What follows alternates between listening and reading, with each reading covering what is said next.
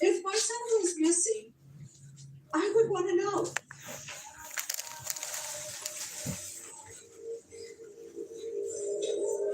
I can't believe I left Florida to move to Iowa. I'm sitting here relaxing. I'm sunburnt. I'm soaking wet from sweat. This better be worth it.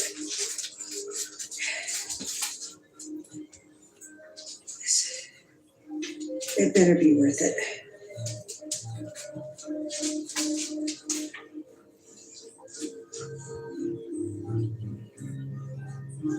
Down in a willow garden where me and my love did meet, there we sat a-courting, my love dropped off to sleep. I stabbed her with my dagger, which was a bloody knife. I threw her into the river, which was a dreadful sight. My father often told me that money would set me free if I would murder that dear girl whose name was Rose Connolly.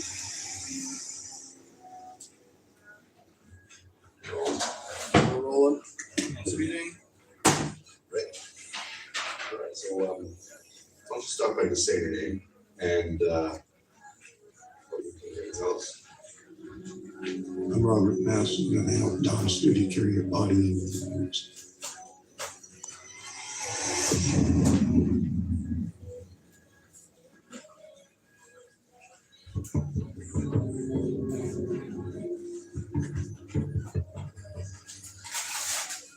They know for sure that the body you helped carry is from Don's.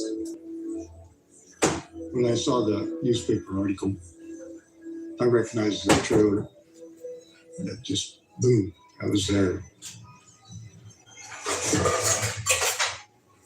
I met Don at the bar near Thurman. I'm not sure the name of the town. I was in my 20s. Being drunk and stoned was going bar often. And that's what I did. Don was working behind the bar, and there weren't very many patrons at the bar. He started buying me drinks. And then he asked me if I want to earn $100. Will help me move some stuff. Sure.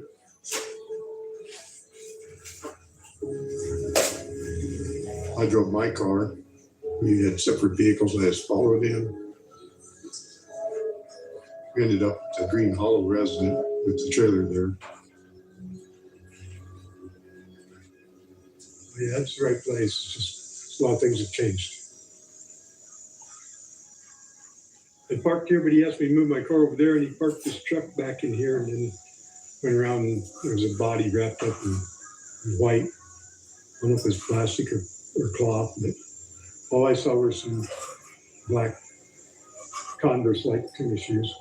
And he said it was a woman. He grabbed one end, I grabbed the other. We walked down this way. And he was leading the way, and he was going a pretty good clip. And I was stumbling behind, and it was an awkward feeling. And this was just a skinny path with trees on both sides. It wasn't open like it is now. But we went back, and we went a ways. This would be about the most that I could have gone with him. I was winded, and I just dropped into the body I had. And he didn't get mad, and I just said, "This isn't for me." And he said, "Go on back where you were, and I'll do the rest of this." Hopped in my car, and I sped away. I remember just going so fast, I thought I was going to almost wreck off this gravel road. I didn't feel safe yet. I still felt under the umbrella of fear. I could have been buried in the same hole or whatever that he buried that lady's body. You remember what part of the body? I think I was carrying the upper torso, and he was carrying the feet as we walked. That was traumatic to me. To him, it was like everyday occurrence or something. It was like no big deal. This one is his first rodeo. This one is first time.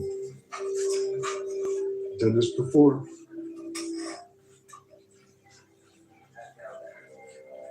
I'm uncomfortable bringing this stuff up from the past. I never shared it with anyone. I had buried it deep. I have nothing to gain by coming forward. I mean, it's a risk for my future. A lot of people aren't believing me, see. So I'm compelled to stand up for them. My hope is that someone follows Lucy's story and finds the bodies, because I'm sure they're there. I know there's at least one there.